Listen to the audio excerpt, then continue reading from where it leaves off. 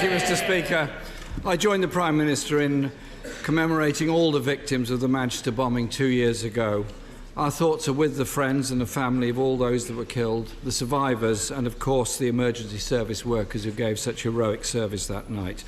They live with the horrors of this for the rest of their lives, and 10:31 tonight will be a very poignant moment for many people in Manchester. Mr. Speaker, I also want to pay tribute to the last survivor of the Hull headscarf revolutionaries, Yvonne Blenkinsop. She's visiting Parliament today. She led a campaign for basic safety on the UK's fishing fleets in the 1960s, and as a result, many lives were saved. I think people like her have made such an enormous contribution to our national life, they should be recognised for it. I also, Mr. Speaker, want to express on behalf of the Labour Party my outrage that the government has again failed our steel industry, putting 5,000 jobs at risk in British Steel, 20,000 more in the supply chain.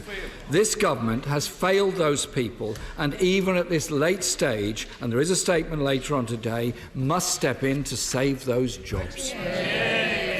Mr. Speaker, could I ask the Prime Minister, why are schools having to close early on Friday afternoon due to spending cuts? Prime Minister. Can I first of all say to the right honourable gentleman, because he has raised the issue of British Steel, and obviously we recognise that this is a worrying time for the thousands of dedicated British Steel workers and their families, but also those in the supply chain and local communities. We have indeed, the government has been working tirelessly with the company, with its owner, Greybull Capital, and lenders to explore all potential options to secure a solution for the company. We showed through the ETS agreement that we were willing to act, but we can only act within the law. And it is clear that it would be unlawful to provide a guarantee or loan on the terms requested by the company. We will be working with the company and others and the official receiver in the days and weeks ahead to ensure that we can pursue every step to secure the future of the operations at Scunthorpe, Skinning Grove and on Teesside. My right honourable friend, the Chancellor, has also agreed an indemnity for the official receiver to enable British Steel to continue to operate in the immediate future. There are no job losses at this time, and the official receiver has already said staff will continue to be paid and employed. And my right honourable friend, the Business Secretary, will be updating the House in a statement later this afternoon. And on the issue of schools, as the right honourable gentleman knows, we are putting record levels of funding into our schools. Well, that would explain why 26 schools close early on a Friday every week, because they don't have enough money to keep themselves open.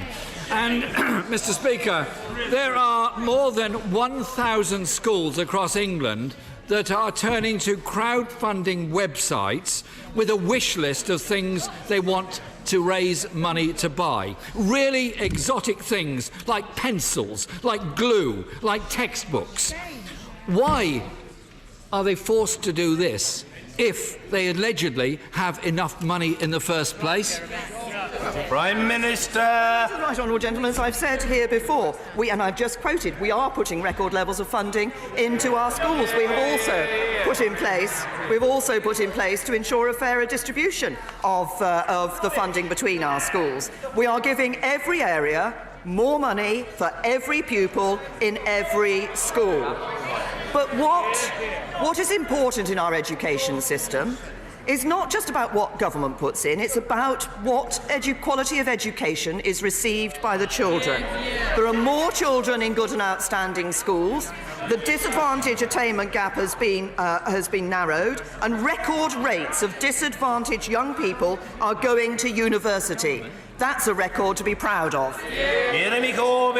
Mr. Speaker, I don't know if the Prime Minister had a chance to listen to or read the words of the General Secretary of the National Association of Head Teachers. He said, and I quote, "The fact that so many schools are doing this should be ringing serious alarm bells for the government." The Prime Minister doesn't seem to be aware of the crisis that's facing so many in education at the present time. So can she be very clear with the House? Has per pupil funding risen or fallen since 2010? Prime Minister. Right honourable gentlemen, we're giving every area more money for every pupil in every school.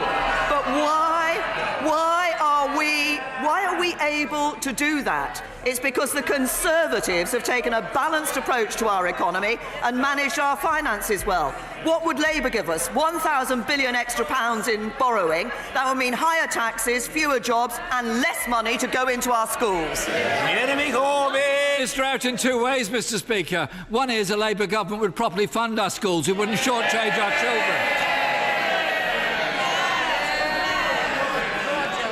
And we wouldn't use Orwellian words like fair funding while we're cutting. Per pupil funding, Mr. Speaker, just so the Prime Minister understands it, has fallen by 8%. For sixth forms, it's 24%. At the end of last year, the Prime Minister said, austerity is over.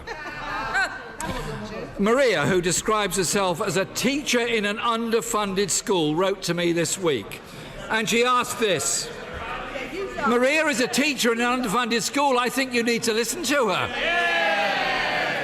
When will the government stop making false claims of increased funding for schools and start to tackle the serious problems faced by teachers? When will the cuts end for our children's schools?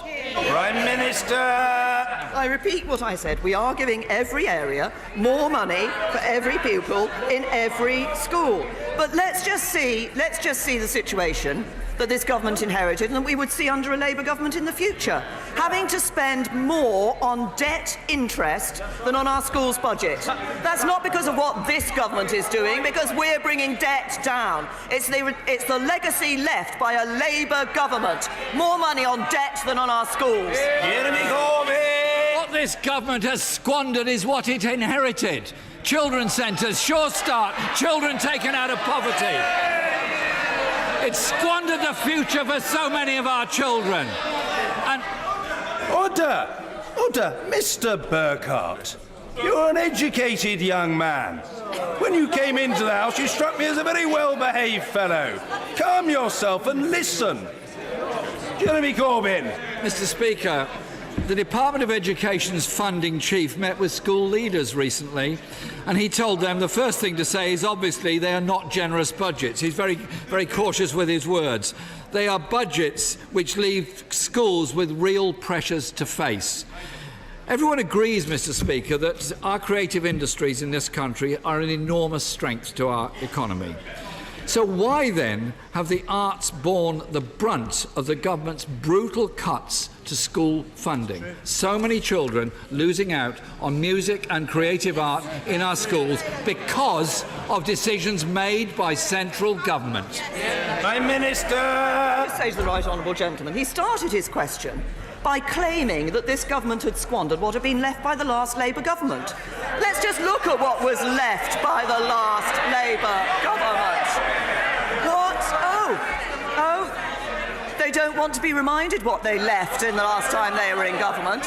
What did the last Labour government leave? Unemployment higher than when it went into office.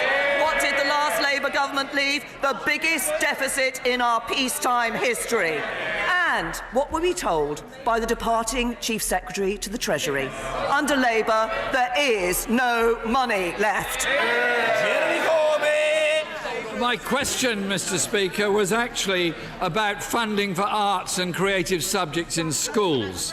A survey has shown that 9 out of 10 secondary schools have cut back on lesson time, staff or facilities in at least one of the creative arts subjects. Are the artists and actors of tomorrow only to come from the private schools while she continues to cut the funding for state schools? When the Prime Minister says that school funding has been protected, she's denying, Mr. Speaker, the daily experience of teachers, parents and pupils. She's denying the incontrovertible evidence of the IFS, education bodies and teaching unions. She is actually in outright denial. And when the wealth of the richest 1,000 people has increased by £50 billion in the last year alone, don't tell us the money isn't there for our children's schools. This government has cut vital public services to give tax cuts to the privileged few.